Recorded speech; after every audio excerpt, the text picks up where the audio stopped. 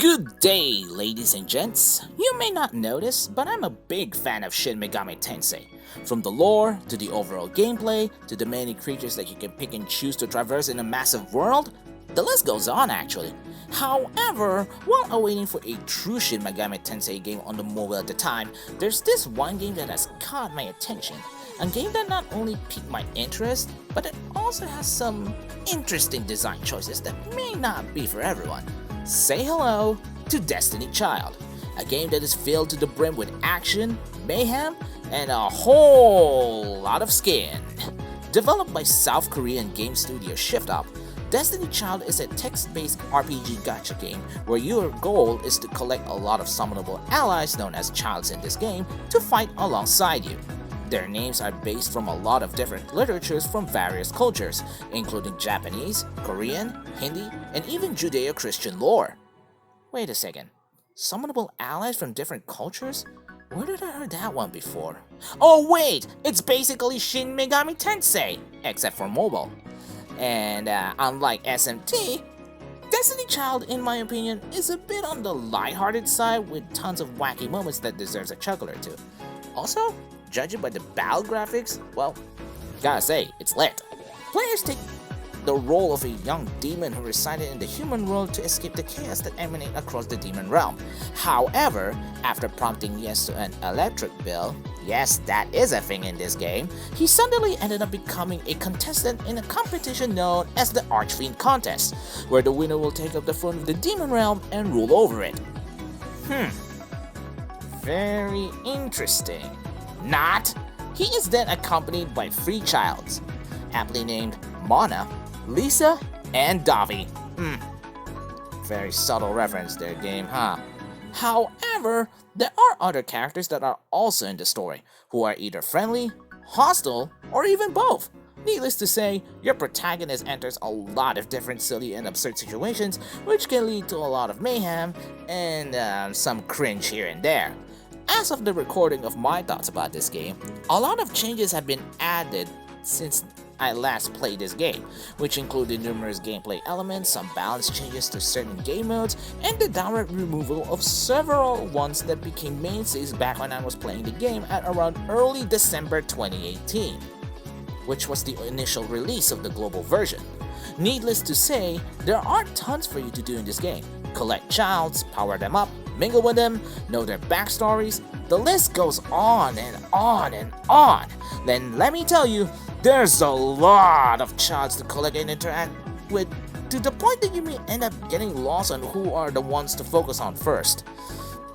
Yeah, it's a problem that you really have to experience every once in a while in this game.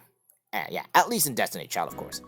The shop bundles in this game are, which are the ones that requires cash to spend, are pretty exorbitant, and I highly discourage spending on this game because of it. Yeah, in Philippine pesos, it's very expensive. However, this is also one of the more generous gacha games in existence due to how the game constantly showers you with lots of gems and summoning tickets, even powerful childs to help you catch up. Several events happen in this game as well, allowing you access to some goodies, including, but not limited to, summoning tickets, gems, and even childs, which is really saying something for a mobile game. They are just that generous. The combat in this game happens automatically, with you only tapping the child's specific icons for unleashing powerful attacks. What is interesting about this game is that this is one of the only few games that allow you to play on one hand, which may be an interesting fact for some people out there. Also, each child have their own specific roles, and each of them functions differently, allowing you to make several team combinations, which is nice, very nice.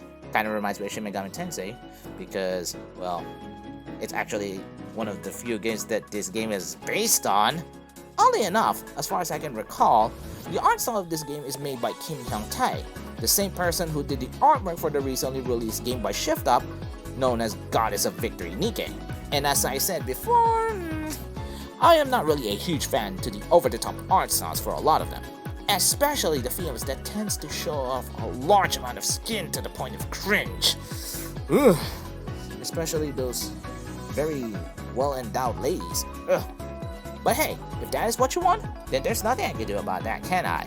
Music in this game has that bit of a pop feel to it, with a lot of beats and boops to tickle the senses. Really matches the theme of young individuals exploring the world around them without a care of whatever is happening around them. Well, except if there's danger afoot, which has a lot in this game, mind you. However, I have one question. Is there any flaws I can find in this game, despite all the praises I made for it?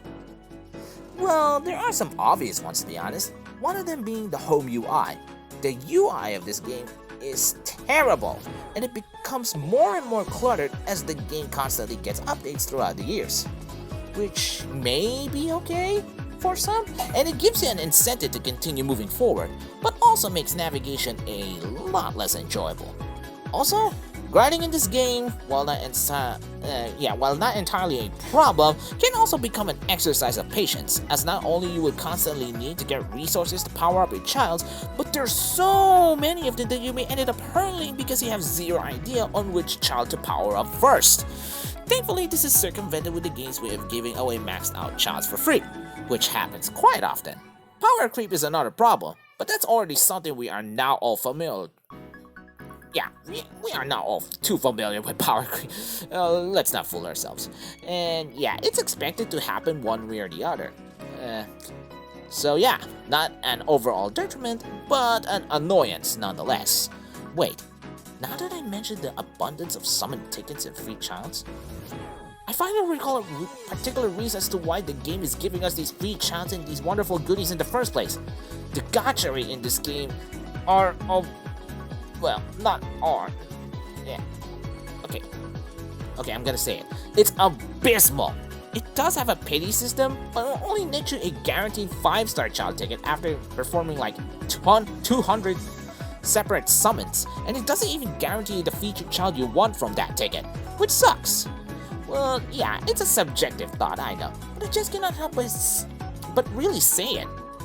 Maybe because that I had better RNG in my other games that I play, but this is nonetheless a problem for me, since that I can only spend a couple of bucks because, I got priorities. Nevertheless, this shouldn't discourage you from getting what you want. Well, you can potentially hoard gems through story quests and missions, so I think that's not entirely an issue for everyone. Yeah.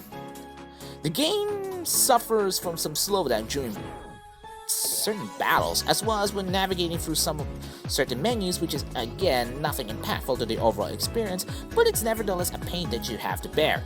If you are tired of traversing through the story, you can also do other stuff like PvP, do fun mini-games with your childs, of course, and a lot more. That said, if you are the kind of person that wants more than what is already offered, then DC is a game that you may consider. Collabs also happen, and there's a chance that you may not be able to get them again, so always look out for them.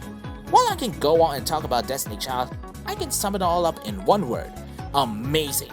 While it doesn't have a lasting traction to me nowadays, I cannot deny the fact that Destiny Child remains a great game amidst the barrage of mobile games that have come and go throughout the years. It's no secret that Destiny Child will always remain one of the most important games in my mobile gaming journey, and that is saying something. That's all for now. Feel free to leave a like and subscribe to my channel for additional content. Your support is highly appreciated. See you ladies and gents next time.